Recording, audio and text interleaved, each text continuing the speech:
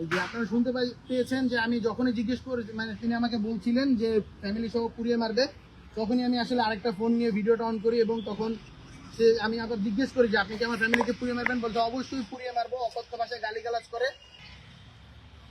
আসসালামু আলাইকুম, আমি রিফাত রশিদ, সভাপতি বৈষম্য বিরোধী ছাত্র আন্দোলন।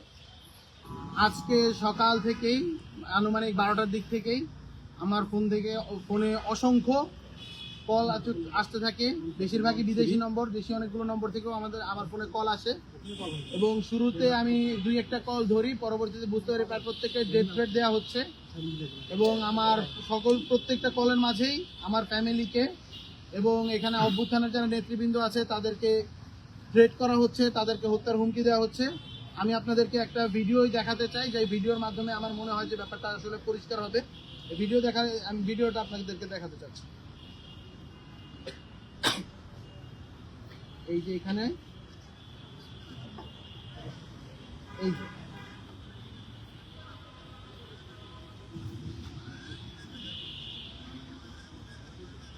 যে আপনারা শুনতে পেয়েছেন যে আমি যখনই জিজ্ঞেস করে মানে তিনি আমাকে বলছিলেন যে ফ্যামিলি সহ পুড়িয়ে মারবে, তখনই আমি আসলে আরেকটা ফোন নিয়ে ভিডিওটা অন করি এবং তখন আমি আবার জিজ্ঞেস করি যে আপনি কি আমার ফ্যামিলিকে পুড়িয়ে মারবেন, বলতে অবশ্যই পুড়িয়ে মারবো, অকথ্য ভাষায় গালিগালাজ করে এবং এটাও বলে যে আমার ফ্যামিলিকে পুড়িয়ে মারবে, অভ্যুত্থানের নেতাদেরকে পুড়িয়ে মারবে, অবিলম্বে শেখ হাসিনা আসবে এবং শেখ হাসিনা আসার পরে তারা নাকি হলো গিয়ে আমাদের যে পোড়া লাশ, সেই পোড়া লাশ নিয়ে আনন্দ মিছিল করবে বলে একাধিক নম্বর থেকে এই কল দেয়।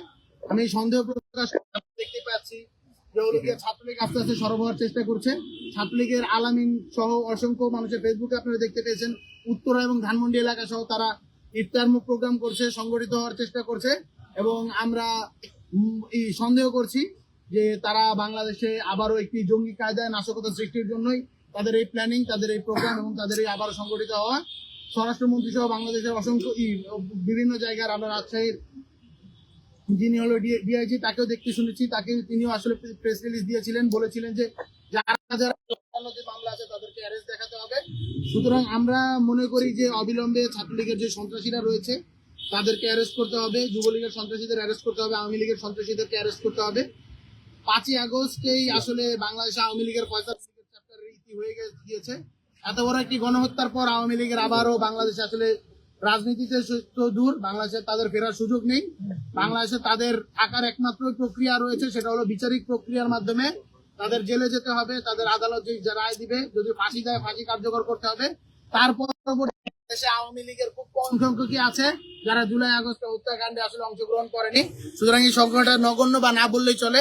আওয়ামী লীগের কে দ্রুত বিচারিক প্রক্রিয়া নিয়ে আসতে হবে। আমরা এখনো দেখতে পাচ্ছি যে ইন্টারিম গভর্নমেন্ট এবং নতুন যে গভর্নমেন্ট রয়েছে সবাই আসলে আওয়ামী লীগের বিচারের ক্ষেত্রে একটা ঢিলে তেতলা অবস্থা রয়েছে। ট্রাইব্যুনাল আমরা দেখতে পেয়েছি, ট্রাইব্যুনাল পরিবর্তন, ট্রাইব্যুনালের যারা নীতি নির্ধারক রয়েছেন তাদেরকে পরিবর্তন হওয়ার পরবর্তীতে আমরা আসলে খুব একটা আপডেট পাচ্ছি না ট্রাইব্যুনালে। আমরা জানি না আসলে কি রয়েছে। আমরা এবং আমাদের পরিবাররা শঙ্কিত, গণঅভ্যুত্থানের নেতৃবৃন্দ যারা রয়েছে এবং তারা এবং তাদের পরিবাররা শঙ্কিত। একটা কথা আমরা স্পষ্টভাবে বলতে চাই, আমরা আসলে ভয় পাই না। আমরা আসলে 5ই আগস্টে আমাদের আসলে তারপর থেকে আমরা আসলে একটা বোনাস লাইফ লিড করছি।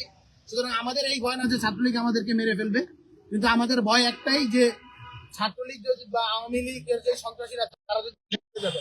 আপনারা দেখতে পেয়েছেন আমাদেরই বড় ভাই শরীফ ওসমান বিন হাদিকে এভাবেই ডেথ থ্রেট দেওয়া হচ্ছিল, ফোন কলগুলোতে দেওয়া হচ্ছিল, পরবর্তীতে খুব একটা উনি গুরুত্ব দেননি, আলটিমেটলি কিন্তু তাকে হত্যা করা হয়েছে। এই সিলসিলাটা চলমান রয়েছে। আওয়ামী লীগের সন্ত্রাসীরা তারা যখন ডেথ করতে এই কাজটি করছে, এটি নিছক কোনো হলো ভয়ভীতি প্রদর্শনের জন্য নয়।